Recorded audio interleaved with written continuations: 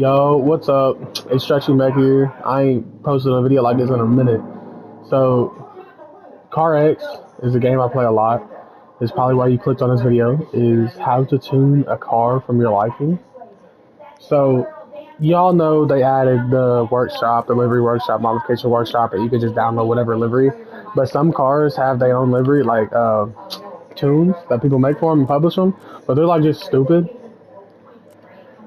So, what I do, so say you get a car, right? Like, let's say this is a drag car. I can show y'all how to make a drag car in a separate video. This is another drag car. So this is this car right here. So, like, say you want to tune a car yourself, because not everybody wants to have to download their own tunes.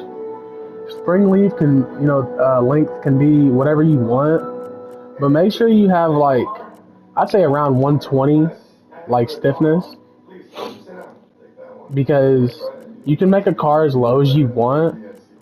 But when you give it gas, like full gas, sometimes it'll lean.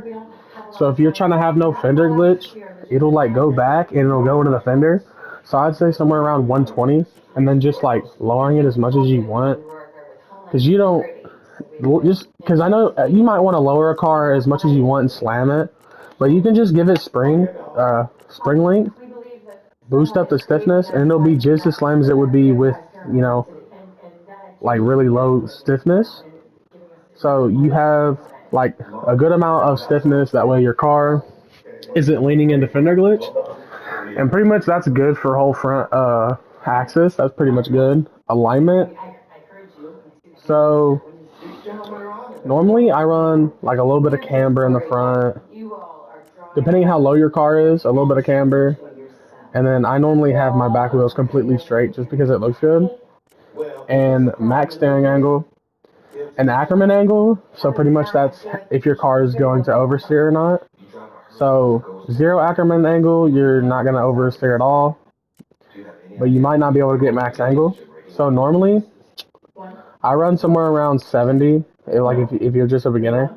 But if you want to do like rollbacks and stuff, like where you spin the car around and you do a burnout, or if you just want to have like 360s and 100, it'll make your car spin out very easily. So it just depends, like if you're good or not.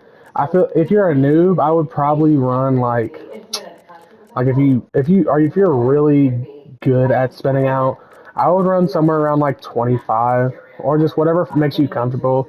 It really just depends. But I'm gonna put this car at like 85 right now. Max steering angle, caster, camber, it really doesn't matter. But wheels, it doesn't matter. All this stuff is like just how you like the way your car looks. But wheelbase length, that's how far your wheels are gonna be out.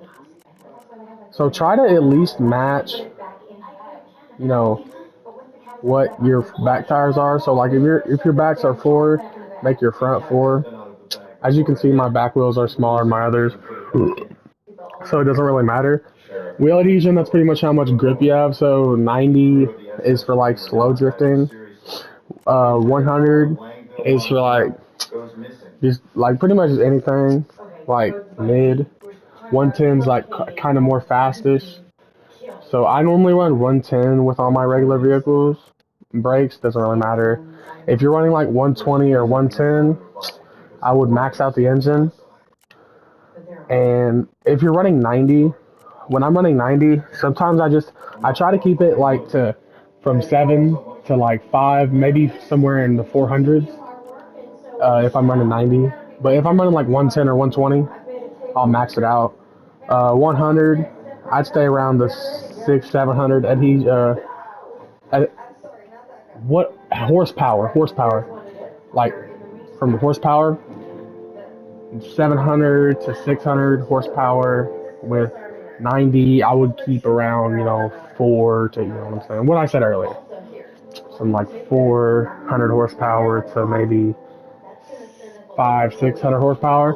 But if you have 120 or 110 adhesion, I would just max out the engine. And I'm gonna test this car real quick. So if you're not fully comfortable with the way your stiffness is, you can just lower it a little bit. It does not really matter at all. So I'm just gonna put it on Springstone. Normally I just run LA block because I like to do car meets and stuff.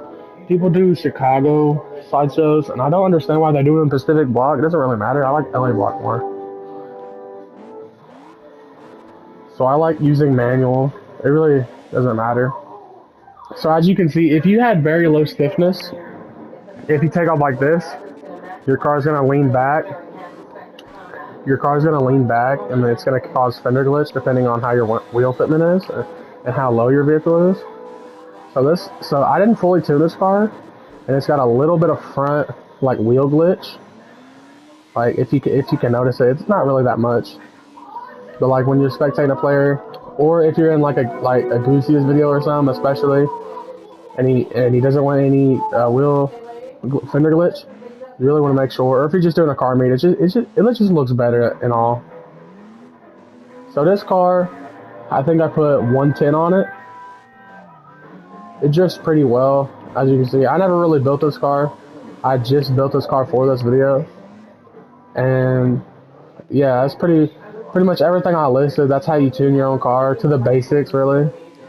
If you really want to get into it, then just just do it yourself, really. Like learn how everything is and just make it how you want. But what I showed is pretty much just the basic wheel fitment, everything. See, I had 85 and I spun out a little bit there, but I saved it, because I'm, top G. I'm pimped like that. But that's pretty much how you tune your own car. Thank y'all for watching. Yeah.